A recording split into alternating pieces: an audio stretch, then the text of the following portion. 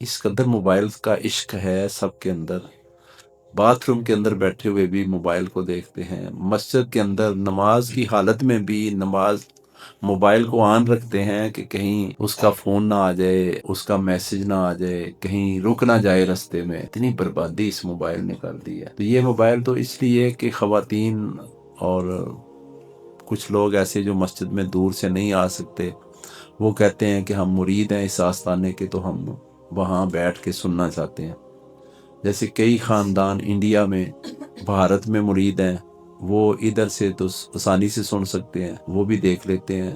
ہر بندے کی اپنی ایک نسبت اور سوچ اور فکر ہے، اور جن لوگوں کی سوچ اور فکر ہمارے ساتھ ہے، وہ جس کے ساتھ محبت ہو اسی کو سنتے ہیں۔ تو نبی صلی اللہ علیہ وآلہ وسلم کے درود پاک کی بات ہو رہی تھی۔ شاہ عبدالحق محدثی دہلوی رحمۃ اللہ علیہ فرماتے ہیں کہ میں علم کی وجہ سے بہت بڑا امام نہیں بنا کہ میں نے بہت کتابیں پڑھی ہیں، میرے پاس ایک نسخہ ہے، آپ فرماتے ہیں وہ یہ ہے کہ میں جب عشاء کی نماز پڑھ لیتا تو سونے کا ٹائم ہوتا تو میں بستر کو دیکھ کے الوداع کرتا اور مصلی پہ کھڑا ہو کے ایسے ہاتھ باندھ کے درود پاک پڑھنا شروع کر دیا۔ آپ فرماتے ہیں میں درود پاک پڑھتا رہتا، حتیٰ کہ کئی دفعہ ایسا ہوتا کہ ساری رات ہی گزر جاتی۔ آپ شاہ عبدالحق محدث دہلوی محدث اعظم کہتے ہیں کہ مجھے جتنا بھی مقام ملا ہے یہ درود پاک کی وجہ سے ملا ہے۔ اور امام اعظم رضی اللہ تعالیٰ عنہ کو بھی اگر پوچھیں کہ آپ اعظم کیسے بنے، تو وہ کہتے ہیں کہ اس میں اعظم ہے محمد صلی اللہ علیہ وسلم، میں نے اس کا وظیفہ زیادہ کیا ہے۔ محمد محمد کرندے گزر گئی، سبحان اللہ، مدینے کی پہاڑیوں کے نقشے بنندے گزر گئی۔ اکثر لوگ جتنے بھی عاشق گزرے ہیں، بڑے بڑے گزرے ہیں جن کا آج نام ہے، وہ سارے یہی کہتے ہیں کہ ہمارا جو نام بنا ہے وہ آقا علیہ السلام کے اوپر درود پڑھنے کی وجہ سے بنا ہے۔ تو درود پاک عبادتیں، ریاضتیں ساری اللہ تعالیٰ کی ہیں، اور درود پاک بھی عبادت اللہ کی ہے، کیونکہ اللہ کا حکم ہے۔ اللہ کے حکم کو ماننا ہی اللہ کی عبادت ہے۔ تو اللہ پاک فرماتے ہیں کہ عبادت بھی ہو جاتی ہے اور محبوب کے اوپر درود بھی چلا جاتا ہے۔ اس کام سے دونوں ہو جاتے ہیں۔ جیسے ہم سنتیں پڑھتے ہیں، نبی علیہ السلام کی سنت بھی ہو جاتی ہے اور اللہ کی بندگی بھی ہو جاتی ہے۔ اس طرح فرمایا جتنے لوگوں نے بھی نام پایا ہے، آپ اگر چاہتے ہیں کہ آپ بھی نام پا لیں، یہ ہمارے چوکیدار ہیں امتیاز صاحب، تو ان کا میرے دل میں بہت زیادہ احترام پیدا ہو گیا اس وجہ سے کہ وہ سارا دن نبی علیہ السلام کے دروازے پہ کہتے ہیں تصور میں کھڑا رہتا ہوں، چوکیداری انہی کی کرتا ہوں، کیونکہ یہ دروازہ تو انہی کا ہی ہے نا، کسی بندے کا گھر تو نہیں ہے۔ تو 15,000 کبھی 10,000 کبھی 18,000 دفعہ میں روزانہ درود پاک پڑھ لیتا ہوں۔ یعنی مجھے لوگ کہتے ہیں پیر صاحب، تو میں وہ چیز نہیں ہوں جو چوکیدار ہے۔ نبی علیہ السلام کے قریب کون زیادہ ہوگا جو زیادہ درود پاک پڑھتا ہے؟ تو میں 1000 دفعہ بھی پورا نہیں کر پاتا، کاموں کی وجہ سے، ملاقات کی وجہ سے، بزنس کی وجہ سے، یہ میری ناکامی ہے۔ لیکن اس کے علاوہ بھی لوگ کافی ہیں جو گھروں میں ہیں، خواتین ہیں، ان کو نبی علیہ السلام کے دیدار بھی ہوتے ہیں، اور کس وجہ سے؟ درود پاک کی وجہ سے۔ درود پاک ایک ایسی عبادت ہے جو اللہ کو بہت پسند ہے، اور درود پاک اللہ پاک فرماتے ہیں اس عمل میں میں خود بھی شریک ہوں، اگرچہ میں لا شریک ہوں، لیکن اس عمل میں میں خود بھی شریک ہوں، میں خود بھی اپنے محبوب صلی اللہ علیہ وآلہ وسلم کے اوپر درود بھیج رہا ہوں۔ کتنی شان ہے کہ خود خدا درود بھیجے۔ 1,24,000 کم و بیش انبیاء گزرے ہیں نا، کسی کے بارے میں نہیں فرمایا کہ اے لوگو آ جاؤ محفل سجائیں، کسی کے بارے میں نہیں فرمایا۔ شان بیان کی ہیں، ابراہیم علیہ السلام، آپ کی عظمت کو سلام، آپ نے فلاں کام کیا، آپ نے حوصلہ کیا، آپ نے بیٹے کی قربانی دی، آپ کو آگ میں پھینکا گیا، آپ نے میری رضا پہ اپنی رضا کو قربان کیا، میں نے آگ کو گلزار بنا دیا، یا علیہ السلام کی شان بیان کی، زکریا علیہ السلام کی شان بیان کی، عیسیٰ علیہ السلام کی شان بیان کی، نوح علیہ السلام کی، موسیٰ علیہ السلام کی، بے شمار انبیاء کی شان قرآن پاک میں بیان کی، شان بیان کی، لیکن نبی علیہ السلام کی صرف شان بیان نہیں کی۔ فرمایا وَلَلْآخِرَةُ خَيْرٌ لَكَ مِنَ الْأُولَىٰ، اے محبوب علیہ السلام آپ کی شان نہیں رہے گی، شان بڑھتی بڑھتی بڑھتی بڑھتی رہے گی، ہر دن سے اگلے دن میں زیادہ شان ہوگی۔ اب بزرگان دین پتہ ہے ایک نقطہ بیان کرتے ہیں آج کل، سپیکر کے اوپر نہیں کرتے، وہ میں بیان کرنے لگا ہوں۔ اولیاء اکرام نقطہ بیان کرتے ہیں کہ نبی علیہ السلام کے زمانے میں نبی علیہ السلام کے دروازے پہ جو بھی جاتا تھا وہ کبھی خالی نہیں آیا، کبھی اس کو ایسا نہیں کہ نہ نوازا گیا ہو اور وہ واپس ہو گیا ہو۔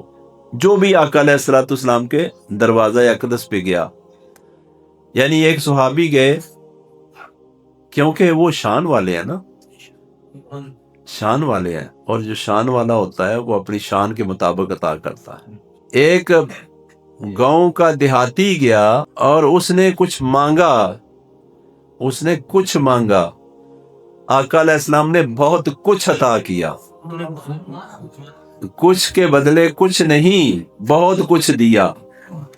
یہ تو تھی اس وقت کی بات جب آقا علیہ السلام کی 1-2 ہجری کی بات ہوگی، اور آج 1400 سال گزر گئے، 1450 سال، تو آقا علیہ السلام نے فرمایا مجھے اللہ تبارک و تعالیٰ نے خزانوں کی چابیاں دے دی ہیں، فقط میں ہی ہوں جو تقسیم کروں گا۔ تو اللہ نے کہا محبوب علیہ السلام جتنے خزانے میں نے آپ کو دیے ہیں نا وہ بڑھ رہے ہیں، تو جب خزانے بڑھ جائیں، مثال کے طور پہ اس حال میں آتی ہے 1000 بیگ آتا ہے آٹے کا، اگر 1000 روزانہ 2000 آئے تو اس حال میں رہے گا، 1000 نکالنا پڑے گا نا، اور پھر 1000 جو نکالا ہے اس کے ساتھ ملے 10,000 اور، سمجھ آ رہی ہے نا، پھر وہ نکالنا پڑے گا۔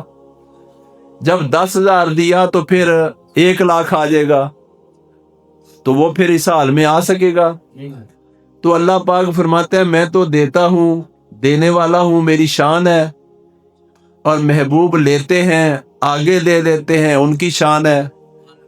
فرمایا میں نے جو کچھ اس وقت دیا، ہر آنے والے دن میں وہ بڑھ رہا ہے۔ وَلَلْآخِرَةُ خَيْرٌ لَكَ مِنَ الْأُولَىٰ، شان بھی زیادہ ہو رہی ہے، عظمتیں بھی زیادہ ہو رہی ہیں، اور شان بڑھانے والا اللہ ہے، عظمتیں دینے والا اللہ ہے، اور وعدہ کرنے والا بھی اللہ ہے۔ وَلَلْآخِرَةُ خَيْرٌ لَكَ مِنَ الْأُولَىٰ، اے محبوب علیہ السلام آپ کا ہر آنے والا دن پہلے سے اعلیٰ ہے، اولا اعلیٰ۔ پہلے اس وقت جو آقا علیہ السلام کو اللہ نے عطا کیا تھا، ایک دیہاتی گیا، اس نے کچھ مانگا، آقا علیہ السلام نے بہت کچھ دیا۔ اب اگر آپ ادھر کھڑے ہو کے مانگیں تو صرف بہت کچھ نہیں دینے والے، وہ سب کچھ دینے والے ہیں۔ ہم مانگتے نہیں، وہ دینے والے ہیں۔ اب اولیاء اکرام فرماتے ہیں وہ خزانے اتنے بڑھ گئے ہیں، اتنے زیادہ بڑھ گئے ہیں، اتنے زیادہ ہو گئے ہیں کہ پہلے لوگوں کو سفر کر کے جا کے مانگنا پڑتا تھا، اب جہاں امتی ہے وہاں پہنچائے جا رہے ہیں۔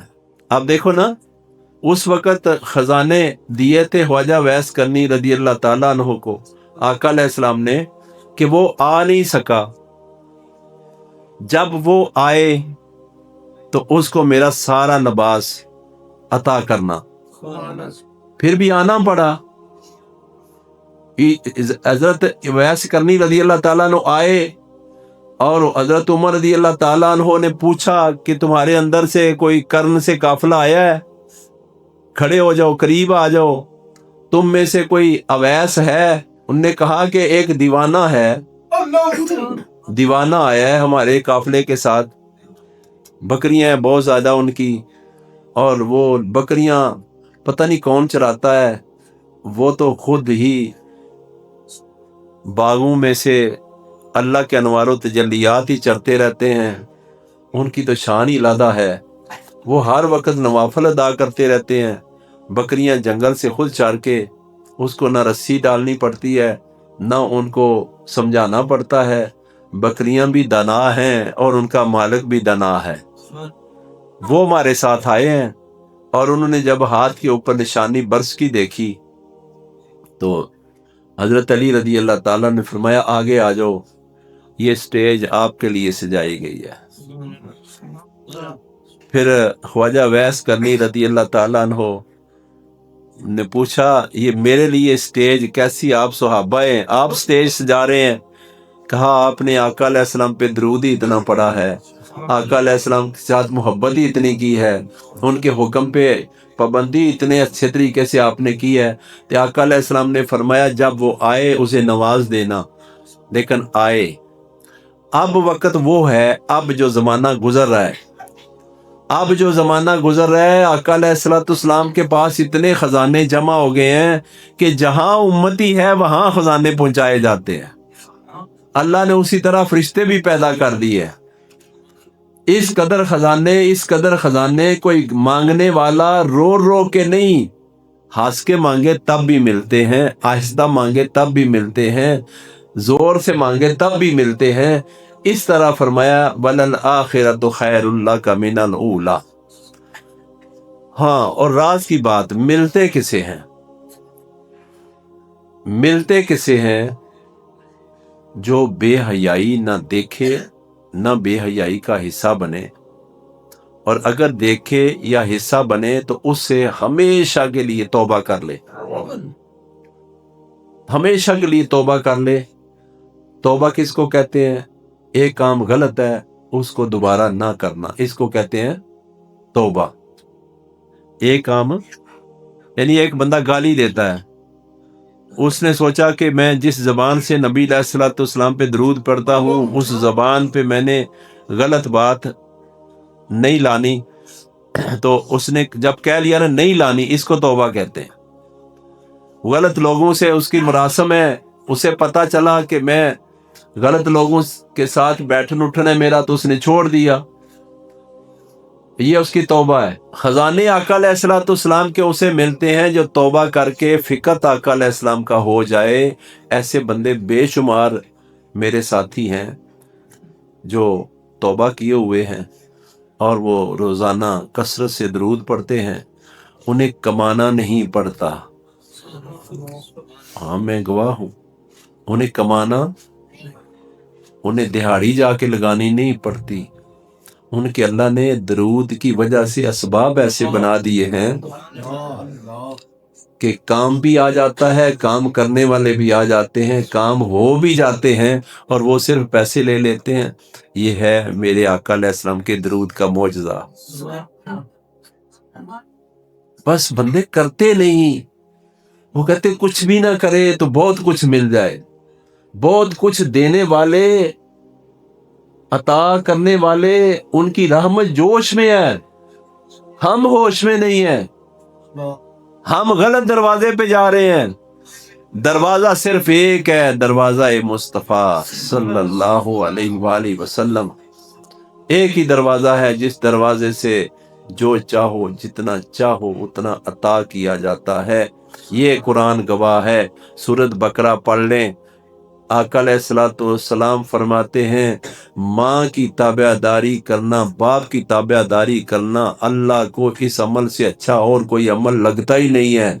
तो एक बच्चे ने अपने बचपन में ताबेदारी शुरू कर दी, जवान हो गया, अल्लाह ने उसके लिए एक गाय रखी थी, उसको सोने से तोल के सोना दे दिया और कहा ये सिला है तेरी फर्मा बरदारी का। ख्वाजा वैस करनी रहमतुल्लाह अलैह ने खिदमत की तो आका अलैहिस्सलाम ने सिला दे दिया, फरमाया ये मेरी बात मानने का सिला है, मुझ पे दरूद पढ़ने का सिला है। तो आका अलैहिस्सलाम फरमाते हैं जो बंदे अदब से दरूद पाक पढ़ते हैं उनको मैं देखता हूँ। और जब کسی بڑے کی بارگاہ میں بیٹھنا ہو تو بیٹھنے کے بھی آداب بڑے ہوتے ہیں، انداز بھی بڑے ہوتے ہیں، یعنی خوبصورت، ادب بھی بڑے ہوتے ہیں، یعنی بہت ہی عاجزی۔ تو جس کو آقا علیہ السلام فرمائیں کہ میں دیکھتا ہوں، اسے کس طرح درود پاک پڑھنا چاہیے؟ ہاتھ میں موبائل رکھے اور ویڈیو دیکھ رہا ہو تو ساتھ کہے اللہم صلی علی محمد وعلی آل محمد؟ نہیں، سامنے گنبد خضرا ہو، ہاں؟ سامنے موبائل پہ گنبد ہو تو کہیں اللہم صلی علی محمد، اے محمد صلی اللہ علیہ وسلم آپ کے اوپر میری طرف سے سلام ہو، درود ہو، اس طرح پڑھیں۔ اللہم صلی علی محمد، اوپر۔ کتنا پیارا عقیدہ ہے اس ترجمے کا کہ نیچے نبی ہیں تو اوپر درود آ رہا ہے نا، علن نبی، علن نبی، اوپر نبی کے، نبی ہیں تو اوپر درود آ رہا ہے نا، اللہ بھیج رہا ہے۔ اللہ نے بڑے پیارے انداز سے درود پڑھا ہے اپنے محبوب علیہ السلام کے اوپر، اور فرمایا لو میں وعدہ کرتا ہوں اس کی پیشانی پہ میں لکھ دوں گا، اس کی پیشانی پہ میں لکھ دوں گا۔ نبی کی شان سنیں، جو روزانہ 100 دفعہ بلا ناگا میرے محبوب علیہ الصلوۃ والسلام پہ درود پڑے گا تو اس کی پیشانی پہ میں لکھ دوں گا، پڑھنے والا ملک الموت پڑھ لے گا، اس کی جب موت کا وقت آئے گا تو اسے کلمہ بھی نصیب ہوگا اور جہنم کی آگ بھی اس پہ حرام کر دی جائے گی۔ کس کام کرنے سے دوزخ سے بچے؟ آقا علیہ الصلوۃ والسلام کے۔ تو ہم کن فضولیات میں پڑے ہوئے ہیں خواہ مخواہ؟ یہ انگریز نے ہمیں کچھ نہیں دینا۔ ہمارے پاکستان میں الحمدللہ 90% عورتیں، ہمارے پاکستان میں تقریباً 90% عورتیں پردہ کرتی ہیں، اور 10% عورتوں میں سے 8% عورتیں ایسی ہیں جو میرے انالیسز کے مطابق، اندازے کے مطابق، جو پردہ نہیں کرتی لیکن حیا کرتی ہیں۔ 2% عورتیں ایسی ہیں جو آزاد خیال ہیں لیکن بے حیا نہیں ہیں۔ 1000 میں سے کوئی ایک عورت ایسی ہے جو بے حیا ہے، 1000 میں سے، اور اس 1000 میں سے ایک عورت کو لاکھوں لوگ، کروڑوں لوگ دیکھ رہے ہیں اور سمجھ رہے ہیں کہ ساری بے حیا ہیں۔ نہیں، ایک عورت، نبی پاک صلی اللہ علیہ وآلہ وسلم نے فرمایا معراج سے جب میں واپس آیا تو مجھے دوزخ دکھائی گئی، تو دوزخ جب دیکھی تو اس میں کچھ عورتوں کو آگ میں ان کے بالوں سے لٹکایا ہوا تھا اور ان کے جسم کو آگ جلا رہی تھی، اور آگ سے جسم کاٹا جا رہا تھا، پھر جوڑا جا رہا تھا۔ آقا علیہ السلام نے فرمایا جبرائیل علیہ الصلوۃ والسلام، میں تو آج دیکھ رہا ہوں لیکن یہ کس وجہ سے ان کو عذاب ہو رہا ہے؟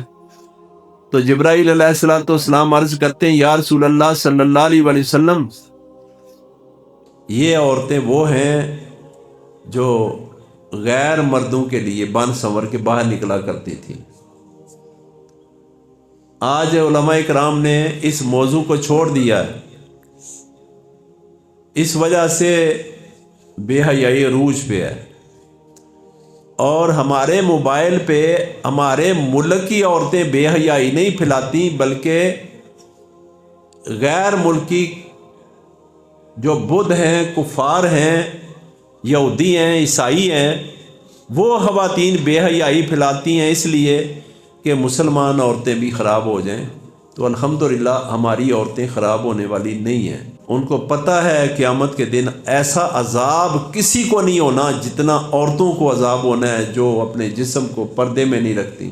عورت کا معنی ہی پردہ ہے۔ تو درود پاک پہ بات ہو رہی تھی، جو بندہ درود پاک کثرت سے پڑھے گا اسے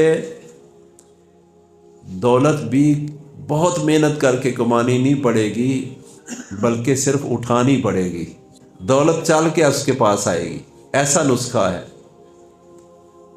اور میں نے ایسا جنرل سٹور دیکھا جس پہ بندہ اپنے دھیان سے صرف درود پاک پڑھ رہا ہے، اس کا باہر دھیان نہیں ہے، سامان باہر لگا ہوا ہے، نہ اس کا سامان چوری ہوتا ہے، اور کوئی ایک دو ہی گاہک آتا ہے، وہ سارے دن میں جتنے 100 بندے نے آ کے کمائی دینی تھی وہ ایک دو ہی دے کے چلا جاتا ہے۔ اس کی وجہ کیا؟ درود پاک۔ میں نے خود دیکھا کہ سارا دن گھر رہے، دوسرے دن بھی گھر رہے، تیسرے دن بھی گھر رہے، درود پڑھتے رہے، بس ایک اچانک سے فون آیا کہ جی فلاں کام کرنا ہے، جی ہمیں اپنا اکاؤنٹ نمبر دیں، ہم آپ کو پیسے ٹرانسفر کرنے لگے ہیں۔ تو میں نے درود پاک پھر پڑھنا شروع کر دیا۔ ایک بندہ سارا دن محنت کرتا ہے، رات کو اسے ہاتھ میں کچھ نہیں آتا کیونکہ اس نے محنت کی ہے۔ ایک بندہ باوضو ہو کے درود بھی ساتھ پڑھتا ہے تو رات ہونے سے پہلے اسے اللہ تبارک و تعالی، اچھا دیکھیں طریقہ کیا ہے کہ جب بندہ درود پاک پڑھتا ہے تو بندہ کہتا ہے اللہم صلی علی، تو اللہ تعالیٰ اس کی طرف نظر کرم کرتے ہیں، یہ ہے کون، کر کیا رہا ہے، اللہ جانتے ہیں نا اسے، اور مجھے کیا کہہ رہا ہے، اور اس کا بزنس کیا ہے، اللہ دیکھتے ہیں اور کرم فرماتے ہیں اور اس کی طرف رحمت کا چھٹا لگا دیتے ہیں، جا تیری موج بن جائے، تیرے اوپر بہار آ جائے۔ بہاروں کا مالک تو اللہ خود ہے نا۔ تو نبی صلی اللہ علیہ وآلہ وسلم کی شان یہ ہے کہ جو بھی آقا علیہ الصلوۃ والسلام کے ساتھ جڑ گیا، یعنی درود پاک کا رشتہ ہی اس نے جوڑ لیا، تو اس کے اوپر اللہ تبارک و تعالیٰ نے، اللہ قرآن پاک میں سورۃ نوح میں فرماتے ہیں میں ان کے اوپر شراٹے دار نعمتوں کی بارش کرتا ہوں۔ کن چیزوں کی؟ نعمتوں کی بارشیں کرتا ہوں۔ ایک غریب آدمی میرے پاس کام کرتا ہے اور وہ 20,000 روپے کا کوٹ پہن کے آیا، صبح دھند پڑی ہوئی ہے، اس نے لٹکایا ہے، تو میں نے کہا اس کے اوپر پولی تھین چڑھانا تھا، خیر ہے۔ میں نے پوچھا یہ کس نے دیا ہے یا خود کمایا ہے؟ کہنے لگا کہ مسجد میں جاتا ہوں تو میں لادا بیٹھ کے درود پاک زیادہ پڑھتا ہوں، اور ایک پتہ نہیں کس ملک سے ایک آدمی آیا تو انہوں نے کہا یہ وہ ادھر کیوں آگے دیوار کی طرف منہ کر کے بیٹھ جاتا ہے؟ تو امام صاحب کہتے ہیں دیوار کی طرف نہیں، مدینہ شریف کی طرف کر کے بیٹھتا ہے۔ بھائی ادھر کوئی منہ کر کے بیٹھتا ہے تو دیوار ہی ہے نا، ادھر منہ کر کے بیٹھے تو نیچے پیچھے بندے بیٹھے ہوتے ہیں۔ وہ کہتا ہے جی دیوار کے ساتھ منہ نہیں کیا، اس نے مدینہ شریف کی طرف منہ کیا، اور یہ آقا علیہ الصلوۃ والسلام پہ تنہائی میں درود پڑھتا ہے۔ اس کو جوش آیا، اس نے اسے کوٹ کے بٹن کھول کے اس نے کہا سردی ہے، اس نے کوٹی بھی نہیں پہنی ہوئی، اس کے اوپر دے دیا۔ اس نے ایسے کر کے دیکھا، اس نے کہا چوئی صاحب مجھے اس کی ضرورت نہیں۔ اس نے کہا تجھے ضرورت نہیں، مجھے ضرورت ہے، مجھے ضرورت ہے، تجھے کیا ضرورت ہے؟ کوٹ پہن کے درود پڑھو گے تو آقا علیہ السلام جب آپ کو دیکھیں گے کوٹ پہ بھی تو نظر پڑے گی نا۔ ہائے ہائے ہائے، میرے اوپر بھی کرم آ جائے گا۔ یعنی بڑے بڑے امیر لوگوں نے جو کوٹ پہنا ہوتا ہے، وہ ایک مزدور آدمی کوٹ پہن کے آیا تو میں نے کہا کہاں سے لیا ہے، کیسے لیا؟ اس نے کہا لیا نہیں، درود والوں نے دیا ہے اور درود کے نام پہ ملا ہے۔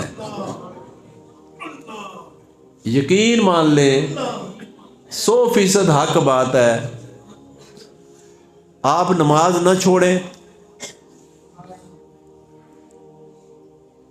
آقا علیہ الصلوۃ والسلام کی بات ہم کرتے ہیں تو آپ میں سے ایک بندے نے کہا کہ سبحان اللہ، سبحان اللہ سے ایک جنت میں درخت لگتا ہے اور اس کی لمبائی چڑھائی بڑی ہے، سبحان اللہ۔ تو سبحان اللہ ہم اس وقت کہتے ہیں جب کوئی بہت ہی ٹاپ کی بات آقا علیہ السلام کی بڑی پیاری صفت سننے کو ملے تو ہم کیا کہتے ہیں؟ سبحان اللہ۔ تو آج موضوع تو میرا یہی تھا، ٹائم ہو گیا ہے۔ اللہ پاک نے بھی محبوب علیہ الصلوۃ والسلام جب تیار ہوئے ہیں نا معراج کے لیے، گھوڑا منگوایا گیا براق، تو وہ پتہ نہیں کتنے سال سے رو رہا تھا کہ میں بالکل ہی کمزور ہوں، اور خواہش میری یہ ہے کہ میں سفر پہ جاؤں. تو اس نے بھی کثرت سے درود پاک پڑھا تو وہ بھی کام پہ آ گیا، کام اس کا بن گیا تھا. تو جب آقا علیہ الصلوۃ والسلام تیار ہو گئے سفر کے لیے، جبرائیل بھی آ گئے، براق بھی آ گیا، آقا علیہ الصلوۃ والسلام آرام فرما رہے ہیں. تو جب اللہ تعالیٰ نے قرآن پاک کی سورت اسرا یعنی بنی اسرائیل یہ نازل فرمائی تو اس کا پہلا لفظ جو سفر ہے معراج کا، اس کا پہلا لفظ اللہ نے بولا، سبحان اللہ،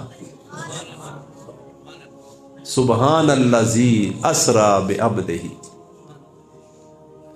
اللہ کو بھی دیکھو پیار آیا تو کہا سبحان اللہ، اپنے آپ کو ہی.